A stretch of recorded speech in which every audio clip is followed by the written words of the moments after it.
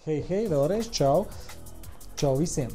Klau, man liekas, viena lieta mēs darām tomēr nedaudz pa maz, un tas ir apskats mūsu automašīnām. Jo tomēr automašīnas ir tas, ko mēs darām. Auto tirzniecība ir first auto, un tas ir visam pamatā. Un ierakstiet komentārā, ja jūs man piekrītat, jo to vajadzētu darīt vairāk, Edī. Un to mēs darīsim tagad.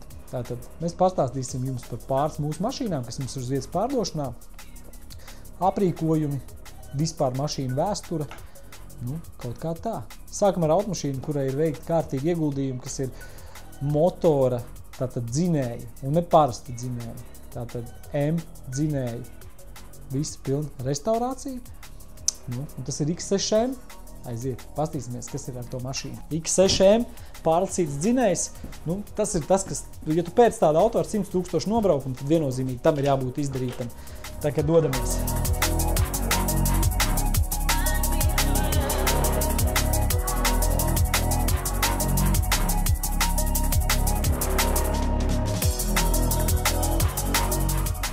Kur vēl Latvijā tāda ir nopirkt? Kurš vēl ieguldīs tādu naudu, lai uztaisītu klientam un pārdot? Maz kas ir, ne? Tā ir godīgi, ja?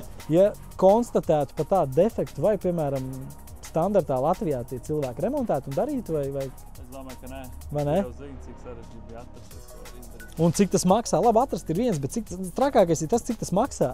Vienkārši, wow! Tāpēc, ko es jums gribu pateikt, to, kad ja ir problēma šitādi, mums viņi ir jāpārdod ejoši labu mašīnu un ar garantiju, nevis kaut ko ieskapēt un pēc tam, jā, brīnīties. Pielaižam, paklausamies, kā viņš izklausās.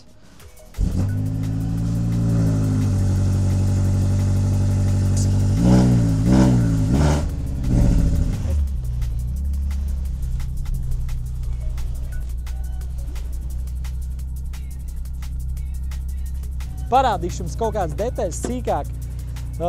Redzat, tātad izpildījumā viņš ir ļoti labā, jo mēs redzam, tātad mums ir pati ekskluzīvākā mūzikas sistēma, kas ir Bang & Olufsen. Nāciet, jums parādīšu.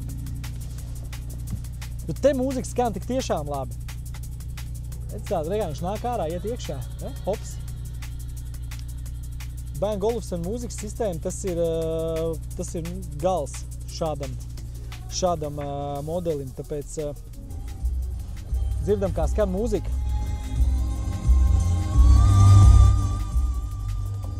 Man patīk īstenībā, ka mašīnās ir lūka, bet redz, ko mēs redzam šeit. Tiklīdz tātad šādam auto ir Alcantars grieztu apšūms, tas viennozīmīgi nozīmē, ka aprīkojums viņam ir maksimāli pilns. Redziet, lūka vasara jau nav tālu vairs, tā kā lūka ir viennozīmīgi arī laba opcija šādam X6M modelim. Pats galvenais ir tas, ka šeit ir pārlicīts dzinējs. Un pārlicīts dzinējs ir galvenā lieta pa lielam šādam auto, jo šeit ir nobraukums tātad 113 000, un pa lielam to arī jau var atkal braukt mierīgi 100 000 kilometri, varbūt vairāk, ja laicīgi maina eļas un tātad apkop to auto, tāpēc, kā jau mēs visi zinām, 100 000 ir šim 4x4 dzinējam tātad resursi. Labi skan, ja? Man liekas arī, ka labi skan. Aprīkojumā, mēs vēl redzam to, ka mums ir sēdekļa apsildes, ventilācijas. Jā, visi asistenti, tātad head-up projekcijas stiklā. Pa lielam viss, kas var būt šādam auto, šeit ir. Aizmugurē mums ir tātad TV funkcija, ja? Tātad priekšā aizmugurē sēdošie, tātad var skatīties, kas pa lielam notiek. Arī laba funkcija aizskariņa, ja? Tas jau arī un te viss M-performance, tātad uzlīmes uz sliekšņiem, papildus izpildījums, protams, soft close, tas ir, tam ir jābūt, es domāju, X6M bez soft close, tas tam, nē, redz, papildus ir kaut kādi spoilerīts, jā, šitādi, te ir kaut kāds difuzoriņš, viņš ir nedaudz niknāks nekā standarta tātad versijā. Šeit mēs redzam īstenībā laikam to visu labāk, tātad papildus difuzoru, sliekšņus. Šeit papildus sliekšņu uzlika krāsa. Izskatās labi, kā jums patīk šī krāsa? Ierakstiet komentārā vispār. Vai vispār jums patīk X6M modelis kā tāds tieši šis paudzes modelis?